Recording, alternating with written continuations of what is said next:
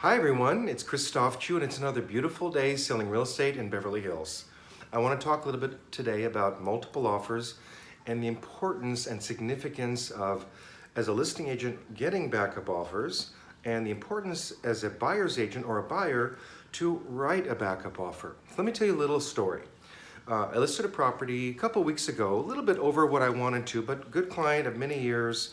They wanted to try a little bit higher, so we did that. Not significantly higher, 100,000 or so in a $2 million price range. We listed it, had showing after showing after showing, and nobody pulled the trigger to make an offer. So we then quickly, and quickly is the key, made an adjustment on the price, and only by about $100,000 in a $2 million price range. And of course, immediately, of the 5 or 6 showings we had, several of them came back and we had multiple offers. We had 5 offers. So it's interesting, at $2,088,000, no offers, a lot of showings, but at $1,899,000, lots of offers, and 5 offers, as a matter of fact, in a market that's not so hot as it was 6 months ago, actually not 6 months ago, 12 months ago or a year ago. But that's the first part of the story. So we accepted an offer.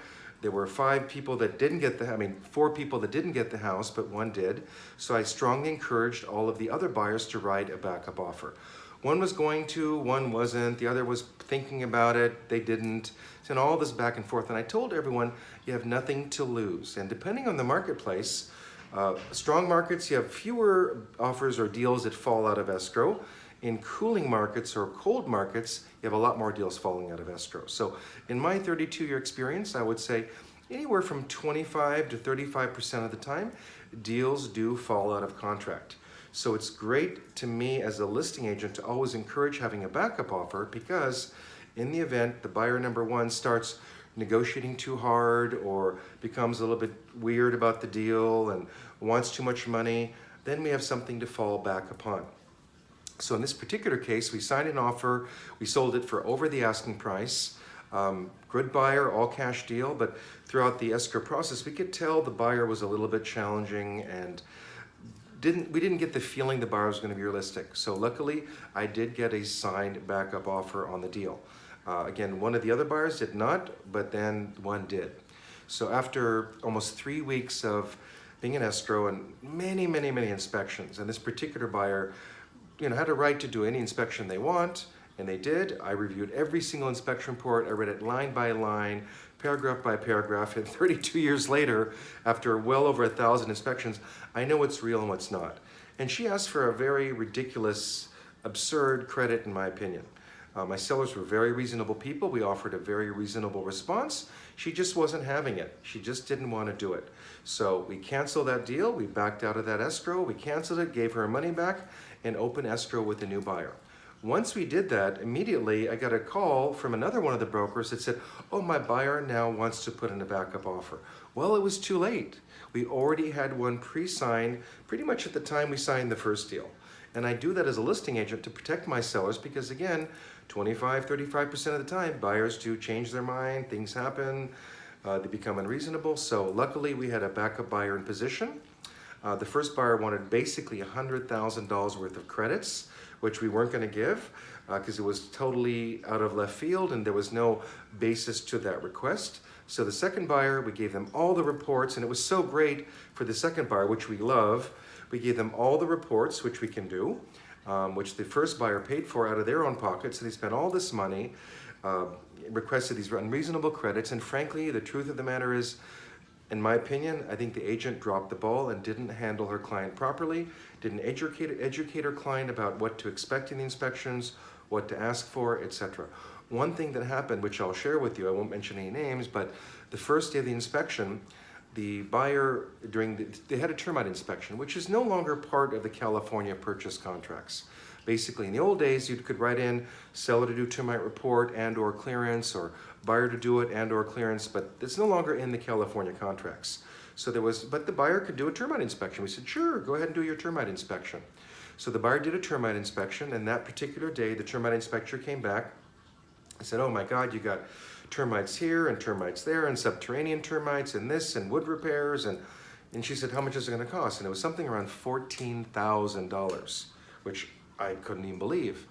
And the buyer said right away to the agent, I'm not paying for this. I'm not paying for this. I'm not going to do that.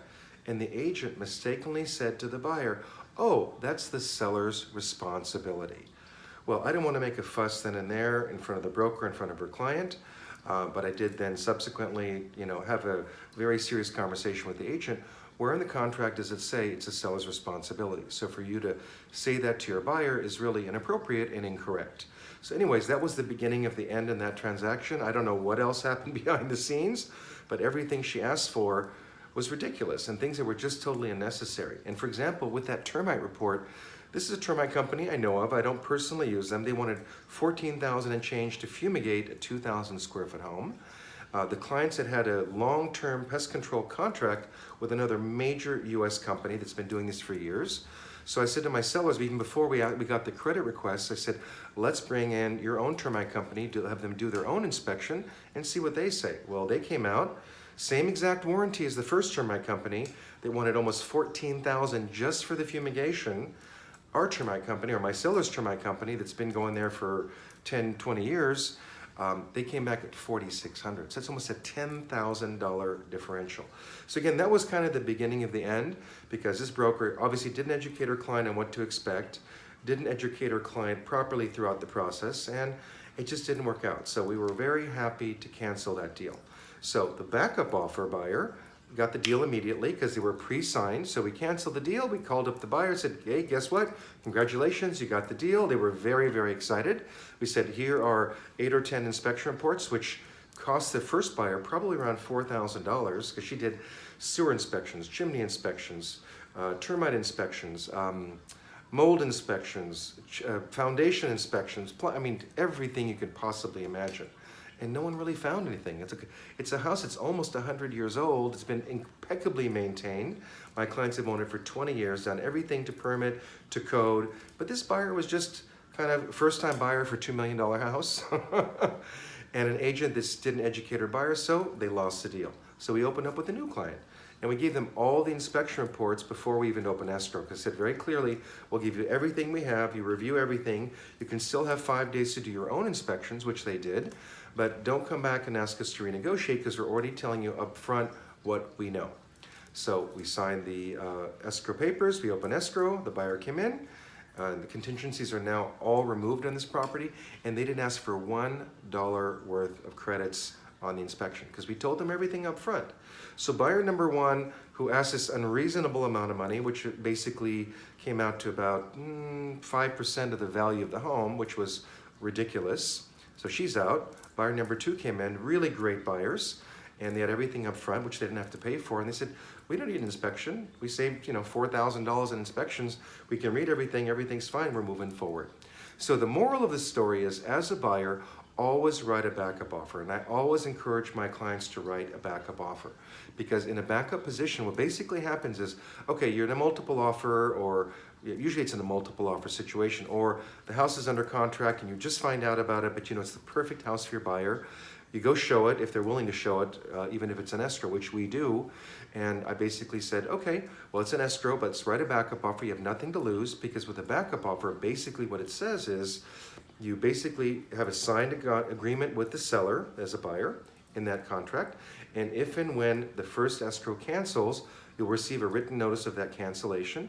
And up until that point in time, meaning from when you sign the backup offer with the seller, whether it's a week, 2 weeks, 10 days, and usually in that backup offer addendum, it will specify the period of time. And during that period of time, if you as a buyer find another property you prefer and want to buy, you can send a written notice, cancel the backup offer position, and nothing lost, nothing gained. But if you do have it signed and all of a sudden that other deal falls through, as soon as that falls through and you receive the signed cancellation of the previous escrow, guess what? It's your home. You open escrow and you put your money in. And during that period of time that you're waiting to find out if in fact you might be the lucky one to get it the second time around, you don't have to put your deposit in escrow. So there's absolutely nothing to lose, but a lot to gain. And over the years, I've done this many times as a listing agent. I always try to make sure that we have a backup offer in place, so that if something goes awry or they start getting too fussy with the inspection, I can say, hey, you're asking for X, we're gonna give you Y, and if not, that's fine, because we have a backup offer. And if I'm representing a buyer, I say, look, I know they're in escrow. We're going to keep looking for another house. If you find something else you like better, fine, we'll buy that house and we'll cancel the backup offer on this particular deal. But if you don't find something better, guess what? You've got a home that you already know and love.